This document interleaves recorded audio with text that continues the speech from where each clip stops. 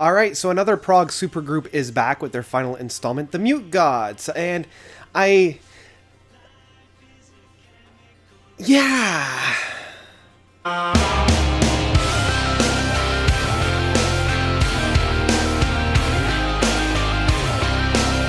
Atheists and Believers by The Mute Gods. So, The Mute Gods, as I said, is kind of a supergroup, but also kind of not. We've got Nick Briggs, who's done the bass work for Steve Wilson, Steve Hackett, Fish on Fridays, Life Signs. We've got Marco Miniman, who's done drum work for everybody of, Steve Wilson, the Aristocrats, The Sea Within, Roland Stoll. So he gets around. The only one that I'm not too familiar with is Roger King, and I believe he's only really been with Steve Hackett. So the three of them kind of came together while they were circuiting, the Steve tour of Steve Hackett and Steve Wilson.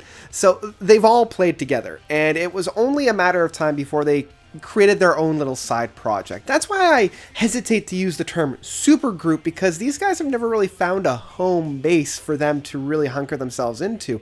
They just decided that, hey, we're great playing together, so let's do this. Now, the main mastermind behind this is Nick Briggs, and his vocal work, his songwriting ship, it's all there. And in that, we've got a lot of rocking. It feels very rocker. It's very accessible. It feels very radio friendly. They've got a really nice rhythm and flow, which makes sense because most of these guys are playing either rhythm or backup on, whoever it is that they're touring with at the time. At no point is there really a standout moment. And I feel like this just kind of comes with the territory of these musicians.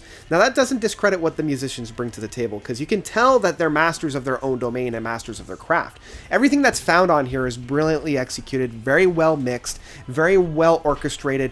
The songs have a very smooth flow. I never feel like I'm ever bored, but at the same time, I never feel like I'm 100% fully involved. I'm not really feeling any kind of real hooks. And they also feel very kind of baseline.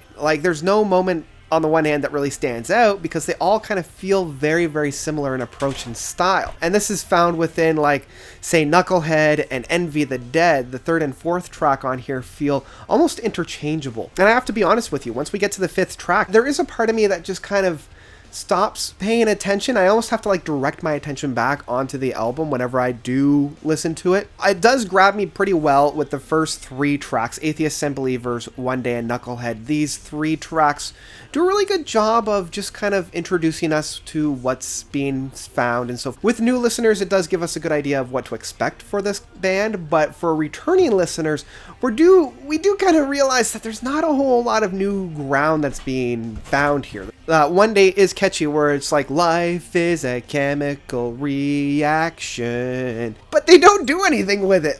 They just repeat that for the first minute and a half of the song, and I'm like, okay, we get it. Life is a chemical reaction. We get that. Okay. And I swear, the way that Knucklehead opens up, I thought I was transported to a Flower Kings album. It just has the exact same feeling within the keyboards and the guitar work, those blending of styles. So when we do get into the final song, the actual song of Knucklehead, it does start to pick up a little bit. And it really isn't until we get to Knucklehead where we get that little bit of a hook where they say, when I look at this planet, I envy the dead. It's got a little bit of a sing-song there. It's got a little bit of that hooky atmosphere to it, but it doesn't really have too much more than that. The rest of the tracks, again, it could just be intermixed. There's nothing really unique about any of these tracks. There's no real identity between any of these guys. And outside of the overarching identity of the concept of spirituality, religion, how it interplays within a more scientific approach. The Mute Gods, it does kind of come with the territory. Let's talk about that second last track, the longest track of Twisted World, Godless Universe.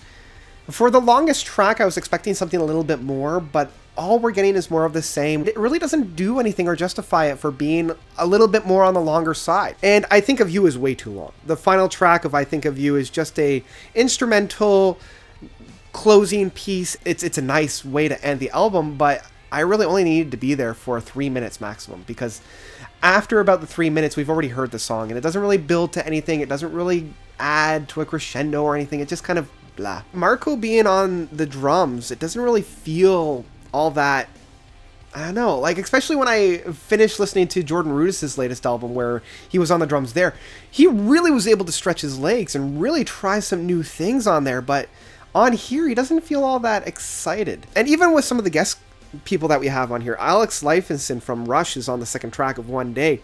I don't even hear him. I honestly don't. I didn't realize he was on here until I actually looked at the liner notes. This album was... It was just kind of uninteresting for me. It didn't really add anything. I wasn't all that impressed. I was never bored while listening to this, but at the same time, I was never 100% invested in it, and I kept checking out. This is one that I would skip. I wouldn't even really bother with it. As I said, if you're a fan of Nick Briggs, if you're a fan of Roger King, check it out. But if you're a fan of Marco, probably look elsewhere, because this is nowhere near his best work. And yeah, that's about it for the Mute Gods of Atheists and Believers. What did you guys think? Did you love it? Did you hate it? Whatever you thought, let me know by commenting down below. Thank you guys so much for watching. As always, you guys are definitely the best. And until next time, notes out.